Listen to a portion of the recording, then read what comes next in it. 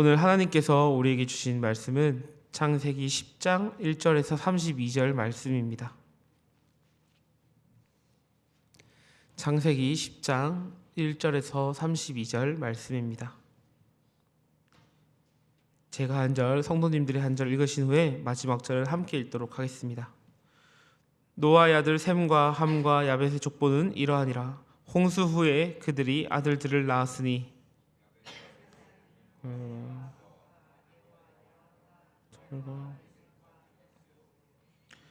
고멜의 아들은 악스나스와 리박과 도갈마요.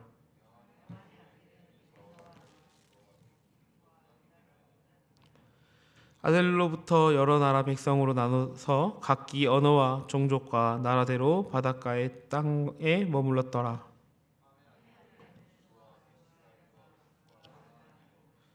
구스의 아들은 스바와 하윌라와 삽디와 라아마와 삽드가요. 라아마의 아들은 스바와 드단이며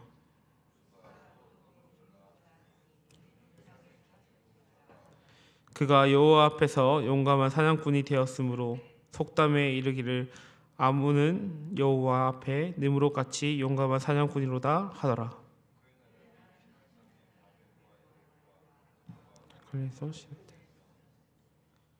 그가 그 땅에서 아수르로 나아가 니느웨와 르호보딜과 갈라와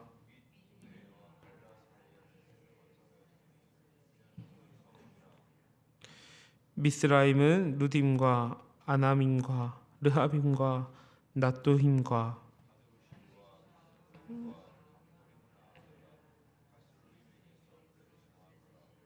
가나안은 장차 시돈과 헷을 낳고 히위 족속과 알가 족속과 신 족속과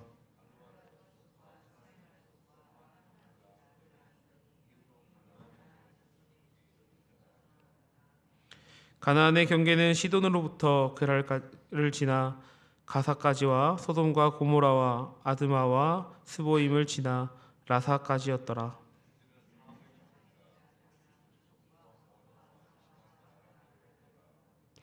셈은 아벨 온 자손의 조상이요 야벳의 형이라. 그에게도 자녀가 출생하였으니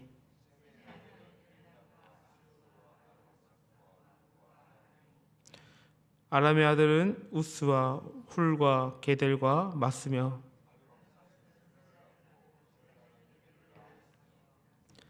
아벨은 두 아들을 낳고 하나의 이름을 벨렉이라 하였으니 그때에 세상이 나누었으며 벨렉의 아우의 이름은 욕단이며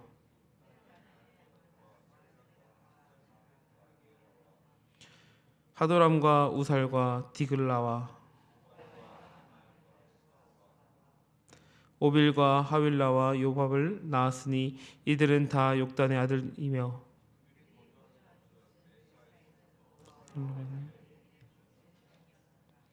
이들은 셈의 자손이니 그 족속과 언어와 지방과 나라대로였더라. 다르면 노아 자손의 족속들이요 홍수 후에 이들에게서 그 땅의 백성들이 나뉘었더라. 아멘. 오늘 함께 읽은 말씀을 읽다 보면 과연 이 말씀들이 우리의 신앙과 무슨 상관이 있겠는가라는 생각이 드는 말씀인 것 같습니다. 그러나 하나님께서는 오늘 말씀을 통해 70여 개의 민족의 족보를 한가득 기록하셨습니다. 이 기록은 기록 자체로도 강한 메시지입니다. 노아 홍수는 전 지구적인 심판이었습니다. 이 심판 이후 세상은 모두 끝난 것처럼 보였습니다.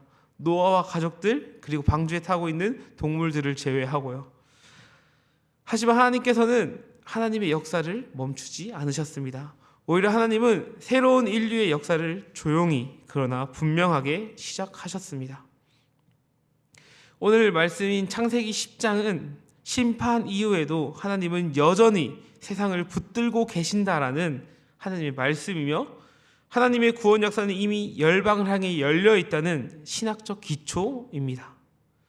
오늘 우리는 이 족보의 말씀을 통해 우리의 삶의 자리와 방향을 다시 하나님의 관점으로서 바라보길 원합니다. 첫 번째로, 하나님은 흩어진 민족들 위해서도 주권적으로 역사하십니다. 창세기 10장 1절은 이렇게 시작합니다. 노아의 아들 셈과 함과 야벳의 족보는 이러하니라. 홍수 후에 그들이 아들들을 낳았으니. 이 한 문장에는 매우 중요한 하나님의 일하심이 나타나 있습니다. 바로 홍수 후에 하나님의 역사가 다시 시작하셨다는 것입니다. 홍수는 심판이었지만 그 홍수의 심판은 끝이 아니었습니다. 하나님은 노아와 그의 아들들을 통해 다시 생명을 확장시키셨습니다. 본문은 세 아들의 후손이 각각 다른 지역과 민족에 퍼져가는 과정을 보여주고 있습니다. 본문을 보면 계속 반복되는 문장이 있습니다. 그들의 종족과 방언과 지방과 나라대로 나뉘었더라. 이 말은 우연한 분산이 아니라 하나님의 질서 가운데 이뤄지고 있는 분산입니다. 사람들은 흩어짐이라는 걸 생각할 때 굉장히 불안해하고 어려워합니다. 그것을 실패로 이해하고 있습니다. 사람 관계가 흩어지고 계획이 무너지고 삶이 예상처럼 흘러가지 않을 때 우리는 실패했고 그것을 흩어졌다라고 생각하는 것 같습니다. 그리고 그 가운데 이렇게 생각합니다. 하나님이 과연 내 가운데 일하고 계신가? 내 흩어진 가운데 일하고 계신가? 그러나 오늘 말씀은 분명히 말하고 있습니다. 흩어짐조차 하나님의 주권 아래 있다는 것입니다. 8절부터 12절에 나오는 함의 후손 가운데 등장하는 니므롯을 살펴보았으면 좋겠습니다. 니므롯을 보면 그는 강한 권력자였고 여러 도시를 세운 인물이었습니다. 바벨과 니느웨 같은 거대한 문명의 시작점이 그의 이름 아래 기록되어 있습니다. 그러나 성경은 이 니므롯의 위대함을 절대 강조하지 않습니다. 그의 능력보다 더 중요한 것은 그 역시 하나님의 역사 한 가운데 있는 사람에 불과하다는 사실입니다. 분명히 도시는 사람이 세웠지만 역사의 방향은 하나님이 결정하십니다. 오늘 우리의 삶도 마찬가지입니다. 우리가 어디로 흩어졌던 간에, 우리가 어떤 자리에 살아가고 있든 간에 하나님은 그 자리에 여전히 역사하고 통치하고 계십니다. 오늘 이 새벽 우리가 하나님의 통치 가운데 살아가고 있다는 것을 기억하며 우리의 삶을 주님께 맡기는 시간이 되었으면 좋겠습니다. 두 번째로, 하나님은 이름 없는 인생도 구속자의 자리에 세우신다는 것입니다. 오늘 창세기 10장에 많은 이름들이 등장하고 있습니다. 그 이름 가운데 우리가 아는 이름은 거의 없는 것 같습니다. 발음도 어려운 이름들이 너무나 많은 것 같습니다. 말씀은 그들의 삶의 이야기도, 그들의 신앙의 고백도, 그 어떤 것도 기록되어 있지 않습니다. 그러나 하나님은 그들의 이름을 오늘 창세기 10장에 기록하셨습니다. 이것은 매우 깊은 의미를 가지고 있는 것 같습니다. 하나님은 이러한 이름들을 통해 하나님의 일하심이 유명한 사람이나 위대한 사람을 통해 일하시는 것뿐만 아니라 이름 없이 살아간 수많은 사람들 위해 구원의 역사가 세워지는 것을 보여주고 있는 것입니다. 우리는 종종 생각합니다. 나는 평범한 성도니까, 오늘 내 하루가 너무나 평범하니까, 오늘도 반복되는 삶의 하루였으니까 큰 의미가 없겠지.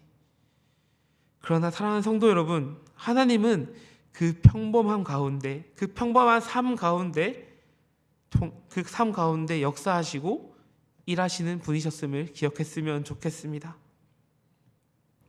이 10장의 족보는 그냥 끝나지 않습니다. 10장의 족보는 곧바로 나오는 11장과 12장으로 이어져 나갑니다. 그 가운데 한 사람, 아브라함을 부르십니다. 이 말이 무엇일까요? 하나님의 구원 계획은 이미 열방을 향해 펼쳐 있다는 것입니다. 아브라함의 부르심은 그냥 갑작스러운 선택이 아니었습니다.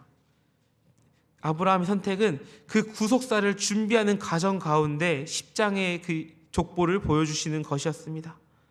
민족이 형성되고 언어가 나눠지고 땅이 구분되는 모든 과정을 하나님의 약속을 이루기 위한 기반이었다는 것입니다. 창세기 12장 3절 말씀입니다. 땅의 모든 족속이 너로 말미암아 복을 얻을 것이라. 이 약속은 이미 오늘 10장의 그 족보에서 먼저 방향이 결정되었고 모든 것이 이루어지고 있다는 것입니다. 오늘 우리의 삶도 마찬가지입니다. 지금은 아무 의미 없는 하루처럼 보일지라도 하나님은 오늘 이 하루를 구속사의 일부로 사용하고 계십니다. 우리가 드리는 그 작은 순종, 아무도 알아주지 않는 그 믿음의 선택, 흔들리는 가운데서도 하나님을 붙드는 마음이 결코 헛되지 않는 것입니다. 이제 말씀을 정리하려고 합니다. 사랑하는 성도 여러분, 창세기 10장은 화려하지 않습니다. 기적도 없고 감동적인 사건도 없습니다. 그저 이름과 이름, 민족과 민족이 조용히 이어질 뿐입니다. 그러나 바로 그 조용함 가운데서 하나님은 이렇게 말씀하십니다.